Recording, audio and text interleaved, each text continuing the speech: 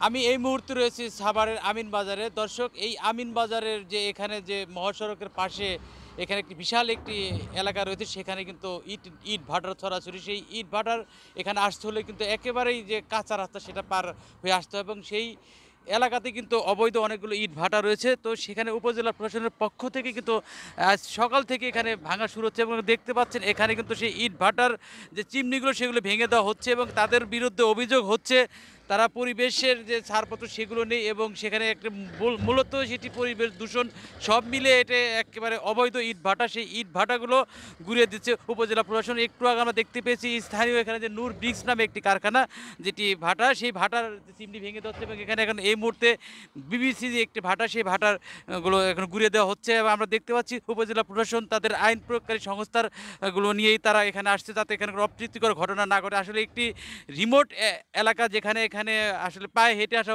অসম্ভব, সেখানে উপজেলা প্রশাসন এবং এখানে ফায়ার সার্ভিস, পুলিশ সব কিছু মিলে এখানে যাতে কোনো অপ্রীতিকর ঘটনা না ঘটে সেজন্য কিন্তু তারা সজাগ রয়েছে এবং আমরা দেখতে পেয়েছি এই ইট ভাটাগুলো ভাঙার কারণে কিন্তু আশেপাশে যারা এখানে ক্ষতিগ্রস্ত তারা কিন্তু অনেকটাই এখানে আমরা দেখতে পেয়েছি মায়ের মুখে একটি অবস্থানের মধ্যে রয়েছে, কিন্তু উপজেলা প্রশাসন সেভাবে কিন্তু তারা কঠোর হস্তে তারা দমন করার জন্য এখানে রয়েছে এবং আমরা দেখতে পেয়েছি এখানে সাভার মডেল থানা পুলিশ এবং সেই সাথে এখানে ফায়ার সার্ভিস এবং এখানে আরও কিছু স্বেচ্ছাসেবক যে এখানে উপজেলা প্রশাসন রয়েছে তারা এখানে রয়েছে। তো আমি এই ইট ভাটাগুলো ভাঙার সম্পর্কে যদি এখানে যে এই নির্বাহী ম্যাজিস্ট্রেট রয়েছেন আমি তার সাথে আমি একটু জানবো আসলে সাভারে কতগুলো ইট ভাটা আজকে আপনারা এই অভিযান পরিচালনা করবেন?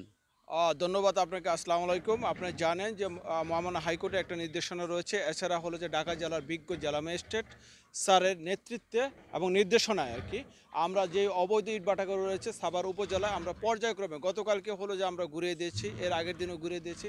আজকে ইতিমধ্যে গণমাধ্যম কর্মী যারা রয়েছেন তাদের সামনে ইতিমধ্যে একটা ঘুরিয়ে দিয়েছি। এখন যে ইটভাটাটা রয়েছে এর নাম দেওয়া হয়েছে বিবিসি। এর পূর্ব নাম ছিল আপনার টিবিসি, দুইটা ইট নিয়ে আসেন, টিবিসি। তো এখানে একটা ইন্টারেস্টিং বিষয় হলো যে টিবিসি যখন ছিল টিবিসির কোনো কাগজপত্র ছিল না, আংশিক ছিল, ওগুলো ডেট চলে গেছে। বর্তমানে এটাকে আবার হলো যে বিবিসি নতুন নামকরণে যেটা হলো যে কোনো কাগজ নেই। এই যে আপনাদের যদি দেখায় যে টিবিসি, পূর্ব নাম টিবিসি, বর্তমান নাম একই ইটভাটার হলো বিবিসি। অর্থাৎ এটাও যে একটা অফেন্স সেটা হলো যে আপনাদের কাছে দৃশ্যমান হয়েছে। তা আমরা বলতে চাই যারা ইটভাটার মালিক রয়েছে আপনার যদি যথাযথ কাগজ থাকে, পরিবেশ, জেলা প্রশাসক সংশ্লিষ্ট দপ্তরের কাগজপত্র থাকে, আপনাদের ব্যবসা আপনারা করবেন, তাতে আমাদের কিন্তু অবৈধ ব্যবসা আমার সাভারে কেউ করতে পারবে না। সেটা ইটভাটার মালিক হোক আর পরিবেশ দূষণ করে যেই সব প্রতিষ্ঠান হোক, সেগুলোকে হলো যে আমরা পর্যায়ক্রমে আইনের আওতায় আনবো এবং আজকে যেটা আপনাদের সামনে দৃশ্যমান হচ্ছে, ঘুরিয়ে দেওয়া হচ্ছে, পর্যায়ক্রমে এই অবৈধ ইটভাটাগুলো আমরা ঘুরিয়ে দিব। আচ্ছা, এই এলাকায় আমরা অনেকগুলো ইট ভাটায় দেখি এবং সেখানে কি কোনো প্রভাবশালী লোকদের কোনো ইট ভাটা আছে যেগুলোকে অভিযান শুরু হচ্ছে না বা অন্যদের হচ্ছে, এরকম কোনো অভিযোগ রয়েছে?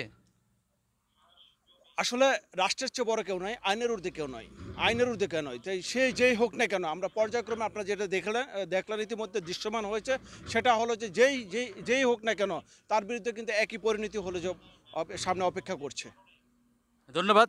যেমনটি শুনছিলেন আসলে এই সাভারে যে আমিন বাজার, এখন এই এলাকায় কিন্তু আগে থেকেই কিন্তু এই ইট ভাটাগুলো মানে এখানে তারা চলে ছিল এবং সেই ইট ভাটাগুলো কিন্তু অনেক সময় এখানে অভিযান পরিচালনা করা হতো না এবং আজকে সকালবেলা থেকে আমরা দেখতে পেয়েছি সেই সাভারে যিনি উপজেলা নির্বাহী কর্মকর্তা এবং নির্বাহী ম্যাজিস্ট্রেট তিনি কিন্তু এই একটি রিমোট এলাকা হওয়ার সত্ত্বেও কিন্তু সে এখানে এখানে যে একটি ঝুঁকি নিয়ে কিন্তু তারা এখানে অভিযান পরিচালনা শুরু করছেন। তো এই ছিল আমার কাছ থেকে সর্বশেষ।